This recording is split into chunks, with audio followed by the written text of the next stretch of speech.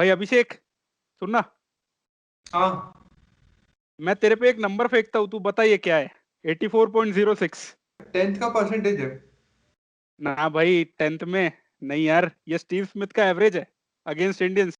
यार फिर तो बड़ी दिक्कत होने वाली है। हाँ वार्नर आ यार। गया है, भले फर्स्ट मैच में नहीं है, लेकिन वार्नर, स्टीव स्मिथ और एक और कोई तीसरा बंदा भी आ गया अभी। हाँ यार, पहले तो दो हुआ करते थे, अभी तो तीन बंदे हैं। लेबिशेन भी आ गया है साथ में उनके। दिक्कत होने वाली है। हाँ यार। यार मैं भी वही सोच रहा हूँ। मेरे हिसाब से चल डिस्कस करते हैं, वीडियो बनाते हैं इस पे, है ना। सीरीज आ रही है। Abhishek, let's get into the test matches. What say? Yes, Disham, it's now time for the most serious and highly intense format now, which is India taking on Australia. In Australian conditions, both the teams had a very equal share in the limited overs format, 3-3, and Indians will be eager to retain that Border Gavaskar trophy in Australia after their dominant performance last tour. Yes, Abhishek, absolutely. But one thing I would like to say is you can't compare the short format of the games with the test matches that are going to come up in a few days from now. Well, more intense, check, but it is also less forgiving. And I think it's very important to remember that because there are no rooms for mistakes here. And Australians at their home in their backyard are as good as anyone in the world, even with this team.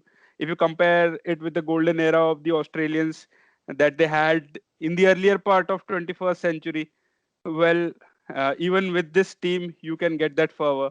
And with Smith back and Labuschagne in top form, I think Aussies are more than sorted this time around. They'll be much more stronger than what they were in 2018. And I think even if we draw the series, it'll be a great, great result because Aussies this time around are very strong in their own backyard, and it'll be a very tough test for us. Yes, Adasham, rightly said. Two informed players, Labuschagne and Steve Smith, are back and they are in red hot form as usual, and they'll be eyeing that big score against India. But nonetheless, Indians are also hitting their strides in the two practice games which we have seen so far. And all the main players, which are supposed to be forming the core of that playing 11, are in the right form, and this augurs completely well going into the first test, which will be a pink ball test. Correct. And with this, we should move forward and discuss the lineups, which probably will take part in these test matches. Beginning with Adelaide, I missed out one name, and you would be wondering David Warner. Yes, he will be back as well, but not in the first test. He'll be back from Melbourne and will play the Boxing Day test match mostly, but he'll miss out on Adelaide, and this is a big loss for Australia because what we've seen in the practice matches, especially with the pink ball, is that when you attack, you tend to build up the innings much more than the defensive strategy would augur. And with David Warner and his attacking flavor, Australians will definitely miss that. Talking about the Australians, with Warner not there, Will Pukoski being hit on the helmet, and then Joe Burns completely out of form, out of touch. Well, he has made a very bad impression in the practice games. In both the practice games, did not get a very good score, and Australians have hence added Marcus Harris in the mix, and he's set to open. Well, they are considering Labuschagne to move up the order. That's one news that he can open. Then Sean Marsh is there. He has been added into the mix, and well, reports are that he might get a chance as well. So at the top, the opening spot is still up for grabs. With 4 days to go, 3 days to go, we are very close to the test match in Adelaide. So it will be very interesting to see what goes in there. I think Marcus Harris will definitely open. With him, who will go in? That's to be seen. With the Australians, they announced their lineup pretty early, so we'll know in a couple of days. Well, the middle order for Australians, they pick themselves. If Labuschagne bats at three, then it will be completely sorted for them. Labuschagne at three, Steve Smith, the Mastrio at number four. We have Matthew Wade, tremendously in good form at number five. And then Wade has done nothing wrong, and he was a regular for test matches for Australia last year. And I think this summer he'll pick himself and bat at number 6 with Tim Payne, the captain, coming in at number 7. So the middle order and the lower middle order for the Aussies are pretty much sorted. The thing that should bother them is the opening spot. Your comments on that, Abhishek?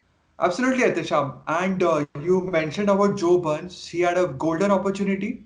Even a single decent score of maybe 50 plus score would have done his place a world of good because he's having a torrid time out in the middle. I was looking at the stats, and in the 7 matches, he's averaging below 7 runs. And he had a great opportunity in the 2 practice matches which they played against India. Joe Burns completely failing to make the most of that opportunity. That gives Correct. opportunity to someone like Marcus Harris Yep. because he was not in the reckoning. And with an injury to Will Pukowski, it is an option going into the first test. But I was also looking at one of the players which the Western Australian cricket is looking at, Sam Whiteman, their opener. He is also having a good season, scoring at 55 his average, and he has also notched up 300s. Along with Sean Marsh, he is also another option to partner Marcus Harris at the top. Yes, Abhishek, Sam is an option, but he's yet to be added to the squad, I believe. And let's see how Aussies go about this and what's the call from them on this issue. Well, Sean Marsh, it was a report recently that he has been added to the mix. So let's see. I believe that Sean Marsh can get a chance, but Marcus Harris is a definite opener for them as of now with the conditions and with the form of other players. One more thing with the opening combinations for Australia, what I've seen in this decade is, well, since Simon Katich left, and I would say Watson was a regular for a few years with Warner, but since then, apart from Warner, I have seen them chop and change so many times the openers, and they haven't settled for their second opener since like ages now. It's something like England. They had only Cook after Strauss went, and they just went chop and change. And Aussies are doing the same with Warner. Warner at the top is a certainty, but the second spot is always open for the Aussies. Etisham, you mentioned about the openers, lot of chopping and changes. The same is the situation with Indians as well. Yes, we'll talk about Will it. We are done with the Australian lineup. right. I think till number 7, till Team Payne, we talked about. Well, the 4 spots for the bowlers, I think you should talk about it because it is a given. We know who will be playing, right? Yes, absolutely. We know who will be playing, but is there any update on Josh Hazelwood? Yeah, I heard that he had a niggle, bit of a same with Mitchell Stark. He I was think not part both of of. them. I think both of them Mhm. will pull up because what Aussies do generally is that with the test match coming up, they give rest to Mhm. the players, and even Right. if there's a small niggle, there's a Mhm. family issue, they let their players go because Right. the test summer for them is the ultimatum, and they want their best players Mhm. to be on the park. So I think both of them will pull. Even Pat Cummins went out for a family reason. They gave him a break. So I think the trio will be back: Pat Cummins, Mitchell Stark, and Hazel. Who knows? If we win the toss, we bat first. We might see all three of them bowling in tandem first morning in Adelaide. A nightmare for any batting side. Correct, correct, absolutely. And with the goat in there, the spinner Nathan Lyon, no brainer. He'll definitely play. Correct. Right. But who are you looking at as a middle order all round option? Because in the past they were going for someone like Moises Henriques, Cameron Green, who was all set to make his test debut at Adelaide in the first test. He is also set to miss the first test. So, are you looking at some all-round option for Australia? Well, Abhishek, you talked about Cameron Green. I would not say that he was a certainty for Adelaide Mm-hmm. because Travis Head and Matthew Wade have done really well in the past 2 years. They have been regular middle order batsmen in there, and with Tim Payne keeping, and he's a captain, and I don't think he's one of their top batters. So you need that batting advantage in there with Travis Head and Matthew Wade, where Wade got a brilliant 100 at the Oval, if you remember, against England Right. very recently, Mhm. and he has stamped his authority and will definitely play in the middle order. And Travis Head, well, you talked about the bowling option. Travis Head gives you some off spinning overs. He also took a wicket, if you Right. remember, in the practice game, right? Right. Right. Okay, so that completes the playing lineup for playing 11 for Australia for the first test. Now let's look at the Indian lineup. Lot of headaches there. Happy headaches some, but frustrating headaches for some other positions. Correct. Let's talk about that. Yes, absolutely. And again, if you remember, there was a duel recently between Brad Hogg and Wasim Jafar, where Brad Hogg said that India needs to sort their opening troubles. Well, Wasim Jafar, with his savage reply, mentioned that Australia need to find their openers. So, opening combinations for both the teams are in disarray. With India, well, since Murli Vijay went out, well, we have been searching for that opener to regularly give us runs at the top. Mayank Agarwal has established himself at the top, and I think he will open for certain. He is the incumbent opener. In the past years, India have tried Rohit Sharma. We have tried Prithvi Shaw since KL Rahul was out of form terribly in that Australian tour that we won in 2018. So here, with the absence of Rohit Sharma, I think there's a lot of headache at the top. Mayank Agrawal had a decent outing in that pink ball practice match that we had recently. I think he'll get a go ahead. Then we have the competitors for the second opening spot. Gill smashing a 60 odd. Prithvi Shaw playing well in one of the innings, got a 40 of 28 odd balls, but he looks completely out of touch against the moving ball, especially the one that comes in. He gets his off stump clearly visible to the bowler, and it gets smashed more often than not.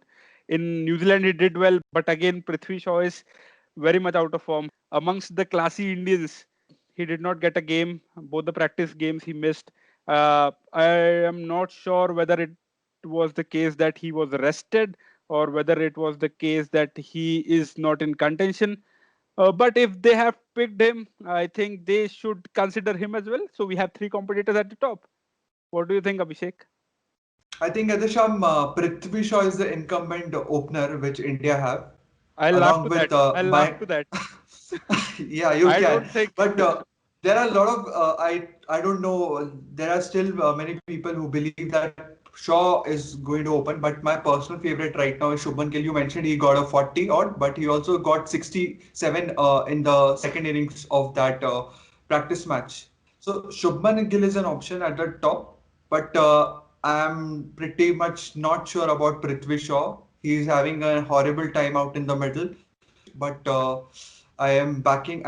I don't think he'll make the cut. At least in the first test. Yes, because if form is a thing, then Prithvi Shaw should be looked at twice before making his selection into the 11. You talked about Shubman Gill. Yes, he's in terrific form, a tremendous player.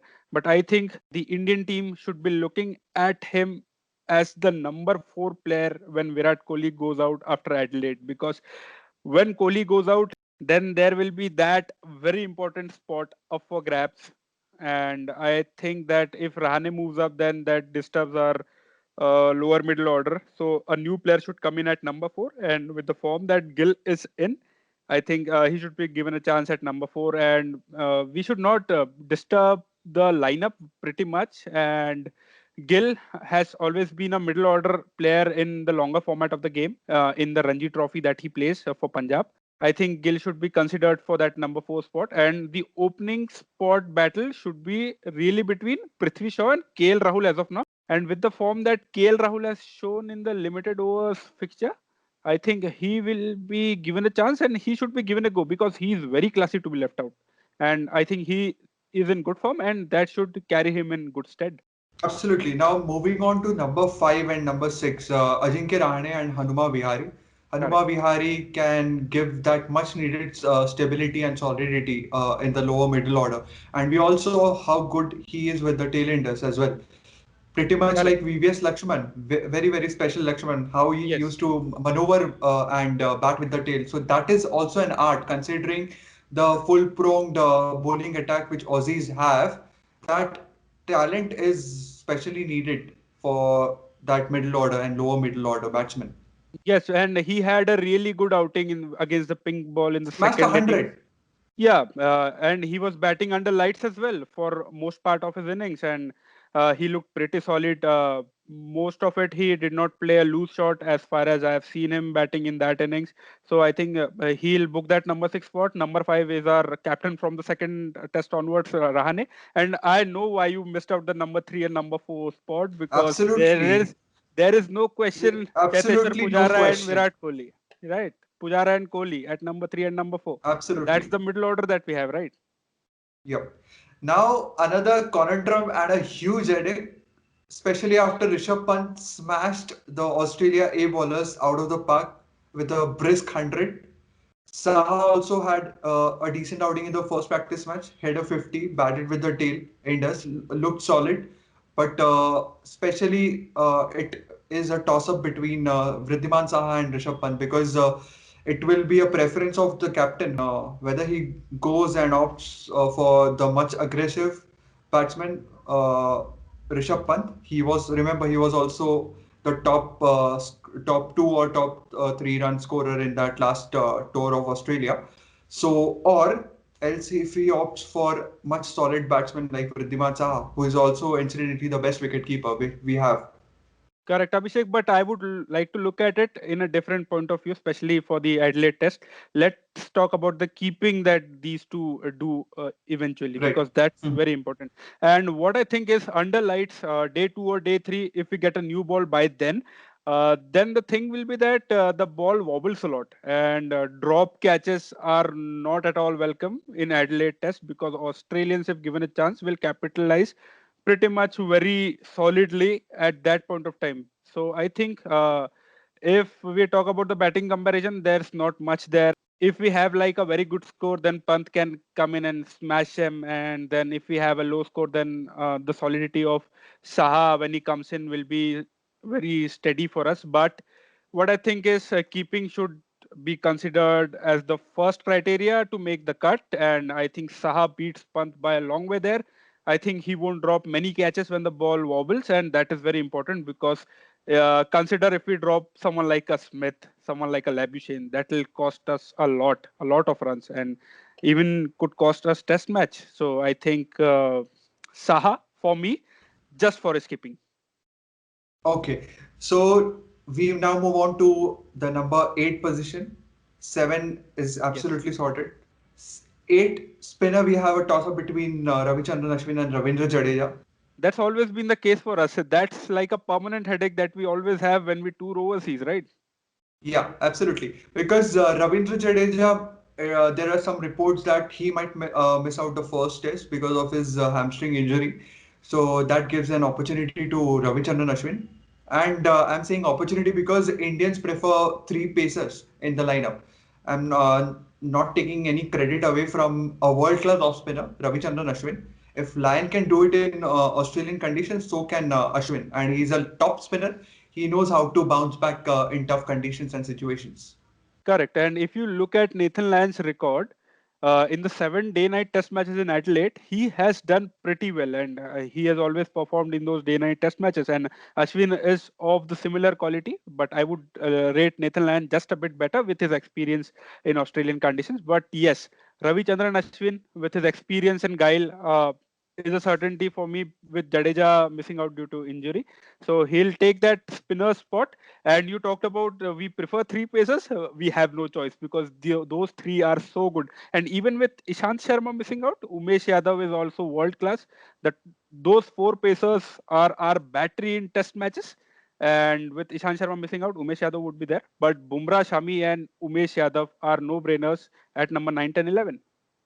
And Atisham, there's one curious case which we've seen in last few test matches, which is Ravichandran Ashwin's batting. In abroad test matches, that number 8, 9, 10 tailenders need to contribute. We all saw what happened in England. Sam Curran contributing and batting is out of the test series. So, what happened to Ravichandran Ashwin's batting of late? He was such a prolific batsman. He had a decent outing and scored centuries against West Indies in India. But such a compact and easy looking batsman, not scoring too many runs of late. Correct, Abhishek. But if you look at his record in Australian, South African, or even New Zealand, or even in English conditions, well, that requires technique, and I think even if he's a solid batsman, he lacks a bit of it. So I think whatever he does, whatever runs he gets will be a added advantage for us, but we cannot bank on someone like Ashwin to get us a big score or even a 30-40. You cannot look at someone like Ashwin batting at number 8 to get you runs if you pick 7 batsmen ahead of him. So I think there should not be any pressure on Ashwin to get you runs because he's not playing as an all-rounder. He's playing as the first-off spinner. So yes, tail end runs are very important, and luckily Bumrah is in form. He got a 50 very recently, and then we Yes. have Umesh Yadav, the smasher of sixes. He just goes berserk if he gets a chance, and then Shami can give it a go as well. So we have decent batsmen at the end, I would say, with the striking power that we've got with those three pacers. And if Ashwin can be just a little bit solid, I think we should get a good bit of runs at the end if a batsman bats with them at the end. Yes, you mentioned Jasprit Bumrah. There will be a huge competition between those three pacers of who is going to score more runs. Forget about wickets. Obviously, wickets are very important as they are Correct. being played in the team as a bowler. But Bumrah smashing that 50, we all saw in the dressing room how happy the teammates were with his batting performance. Yes, and if you look at it in this way, that his previous highest score was like 16 runs in A games in first class matches, and he just crossed a 50. And I think he should stand in good stead of confidence to get a few more runs in the tests to come if required. Well, I think it will be required with that Australian bowling lineup. Now, if we talk about the second test, Etisham, Virat Kohli won't be part of the test series after first test. It will be a huge blow to this Indian side, but it also presents an opportunity to the youngsters in the squad. And Ajinkya Rahane will have to step up, and as a captain, the teammates will look up to him to lead them. And this is where the first test outcome becomes such an important factor going into the second test. Because if India start on a losing note in the first test, then it is going to be very difficult to bounce back in the second test. In the Correct. absence of Virat Kohli as a captain, as a batsman. Yeah, correct. My point of view regarding this is the importance of Adelaide Test because of Virat Kohli missing out, as you correctly mentioned. From the second test onwards, will be a big issue for the Indians if they go down 1-0. But then again, if you play cricket for your country, such results should not matter. And three more tests to go. We should stand in good stead with the players that we have to compete. But yes, if you talk about the mental thing in there, with Virat Kohli missing out, and if we go 1-0 down after the first test, it'll be a big setback for us mentally. With the youngsters that you mentioned, imagine a Gill coming in at number 4 with the first test lost, and a lot of expectations on him to perform like what Virat Kohli has done over the years. It'll be pretty tough on players like that. But the experience of the players should stand up. Someone like Rahane, he has captained well in the past. If you remember the Dharamshala test match, the crucial leveler test match which we had to win the series, he did pretty well with the absence of Virat Kohli. He captained really well. Even in the practice matches, he has done well. He is pretty experienced, and the captaincy should not be an issue. But yes, we'll definitely miss Virat Kohli as a batsman. And that's where, as you rightly mentioned, Adelaide Test is very important because there's one more thing. David Warner will be back, and we will be missing Virat Kohli. So those are two setbacks for us Indian fans, and as well as the chances for India. There are reports coming in that Rohit Sharma has been cleared by the NCA to be back and available for the third test and fourth test. Obviously, we'll have to wait and watch for the first two test results. And how Rohit Sharma will come into picture and come into the mix, so we'll have to wait and watch for that because he's also one opener who has done really well at the top. Correct, Abhishek. And if you remember the last time, even if when we did well in the Adelaide test, we lost the Perth test, but in third test, we axed both our openers because they were performing really poorly. So I think with Rohit Sharma coming in from the third test match onwards, if one of the openers do not do well, and also if both the opening slots are shaky positions, I think Rohit Sharma will walk in and he'll play at the top because he was given a chance against South Africa the last year, and he performed really well, got some big hundreds, and he's a very classy player as well, just like KL Rahul. So imagine him being back and in form, playing back for us in SCG. That's where we are playing the third test. Yes. And if he gets set, he'll get a good score because if you remember, he batted at number 3 in 2014 when we toured Australia, and he got a 80 odd in SCG. So that ground is pretty familiar to him, and he got a big 100 in ODIs as well. So once he played in 2016, so I think that will be a good thing for us. But if we are 2-0 up with all of us performing well, and if we win the Melbourne Test, hands down, I don't think we'll change the lineup because you don't want to fix a thing if it ain't broke, right?